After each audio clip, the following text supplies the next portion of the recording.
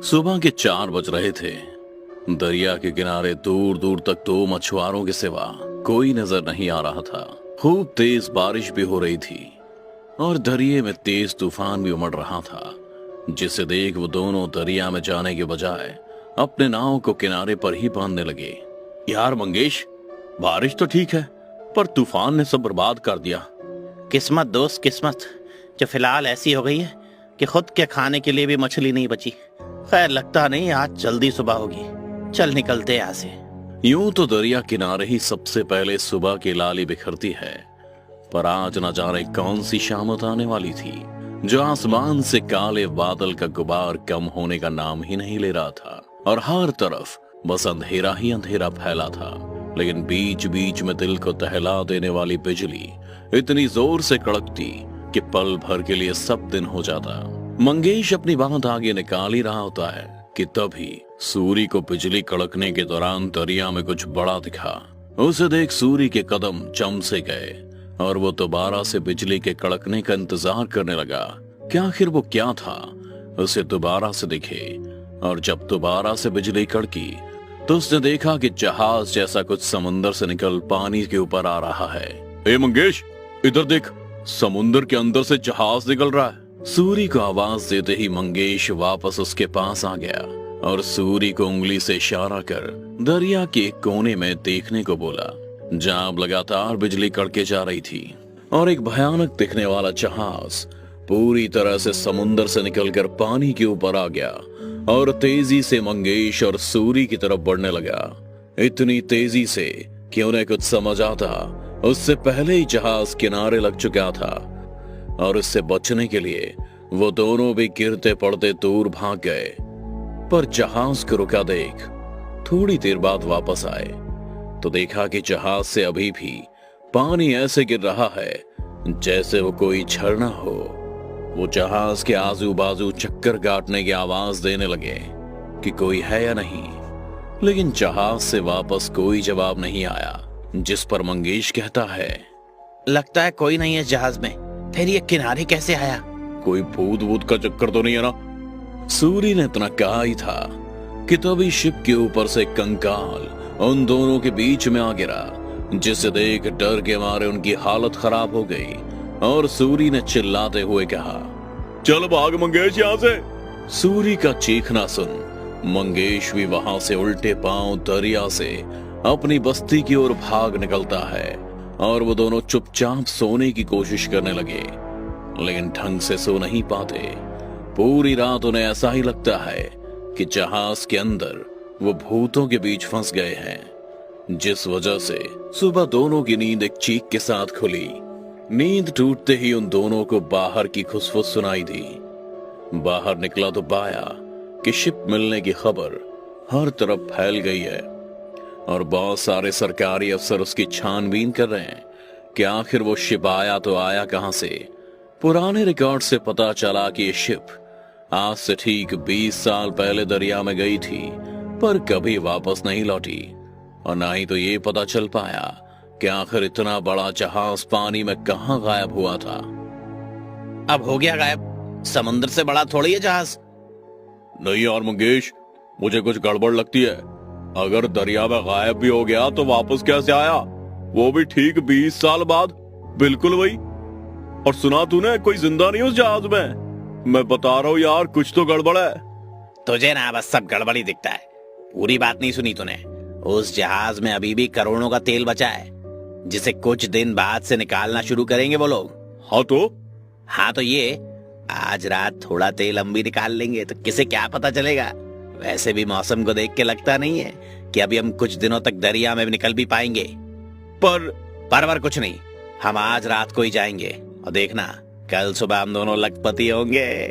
सूरी को उस जहाज में जाने का प्लान कुछ ठीक नहीं लग रहा था, वो भी रात में, लेकिन मंगेश को मना नहीं कर पाया और रात के ठीक 12 बजे दोनों एक बार फिर से दरिया के किनारे पहुंच गए।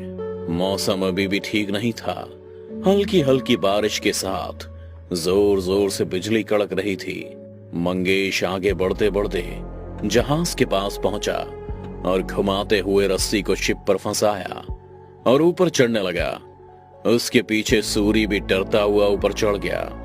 तभी भयंकर आवाज में एक जोर की बिजली गिरी और दोनों एक दूसरे से टकराते हुए जमीन पर गिर गए।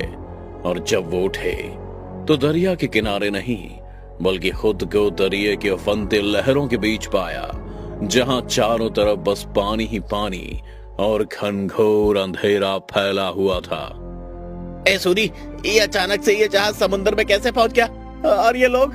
सूरी के साथ अब ये बात मंगेश को भी समझ आ चुकी थी कि कुछ तो अजीब है इस जहाज पर।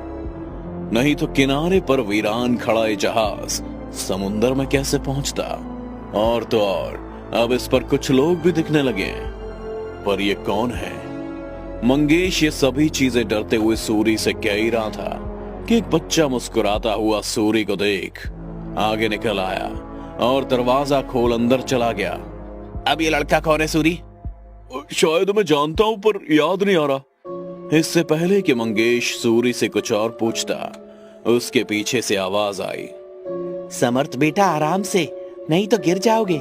यह आवाज शिप के कप्तान की थी जो अपने बेटे के पीछे जा रहा था। सूरी और मंगेश कप्तान को देख छुप गए, पर इससे पहले कप्तान दरवाजे के अंदर जा पाता है, उसके वॉकी टॉकी पर एक आवाज आई और वो वापस कंट्रोल रूम की तरफ निकल गया। फिर सूरी भागता हुआ उस दरवाजे के अंदर गया जहां वो कप्तान का लड़का गया था, और उसके पीछे मंगेश भी। सीढ़ियों से नीचे उतरने के बाद अंदर गैलरी में दोनों तरफ कमरे ही कमरे थे। वो कप्तान का लड़का वहां ऐसे भटक रहा था जैसे किसी को ढूंढ रहा हो। तभी उसकी नजर एक दरवाजे पर गई जिस पर लगे कांच से उसने अंदर कमरे में देखा तो उसके पैर जम से गए। उसके चेहरे पर डर साफ झलक रहा था। वो वापस जाने को मुड़ा ही था कि अचानक से गैलरी की लाइट्स कपकपाने लगी और जहाज ऐसे डोलने लगता है मानो जैसे समुद्र में बड़ा तूफान आया हो। तभी एकदम से दरवाजा खुला और किसी ने कप्तान के लड़के को पैरों से पकड़ अंदर खींच लिया। मंगेश और सूरी किसी बुत की तरह ये सब होते हुए देख रहे थे। दोनों को ये सब बहुत अजीब लगा था, जिसके बाद मंगेश की हिम्मत नहीं हुई कि वो एक कदम भी आगे बढ़े।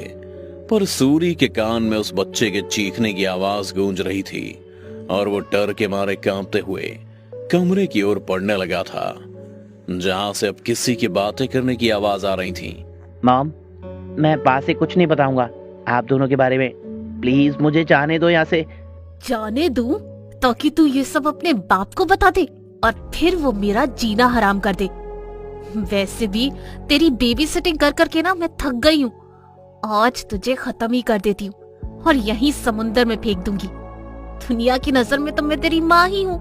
2 आंसू बहाकर सबको यकीन दिला दूंगी, पर हमेशा के लिए तुझसे मुझे छुटकारा तो मिल जाएगा।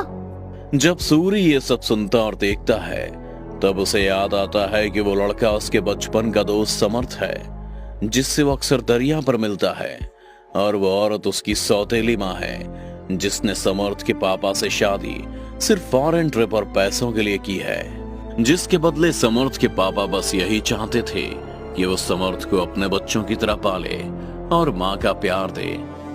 पर यहाँ तो सब उल्टा ही चल रहा था। वो अपने पति को उसके ही शिप पर उसके जूनियर ऑफिसर के साथ मिलकर धोखा दे रही थी, और जब समर्थ ने उनकी काली करतूत देख ली तो उसने चाकू से समर्थ का काम तमाम कर दिया।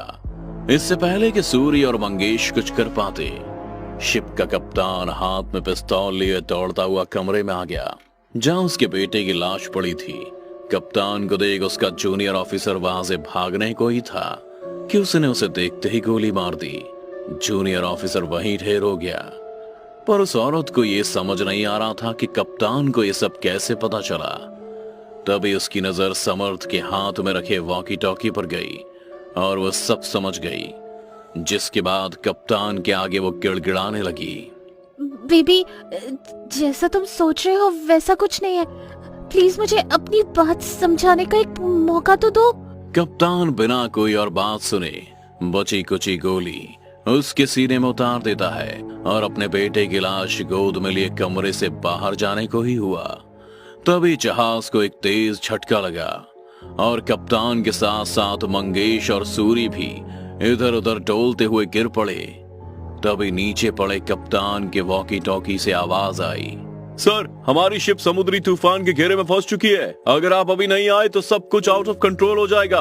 वहां पूरा कंट्रोल रूम तूफान में अपनी मौत को देख रहा था और अपनी आखिरी उम्मीद कप्तान से ढूंढ रहा था, लेकिन उनका कप्तान अब कप्तान नहीं, बल्कि हाथ में बेटे की लाश को थामे एक बदनसीब बाप बन चुका था जिसे और कुछ नहीं दिख रहा था। सूरी समझ गया था कि उसका बचपन का दोस्त ही है जो अपनी आप बीती उसे दिखा रहा है, पर मंगेश चाहता था कि कप्तान कैसे भी शिप को डूबने से बचा ले, नहीं तो वो दोनों भी मारे जाएंगे।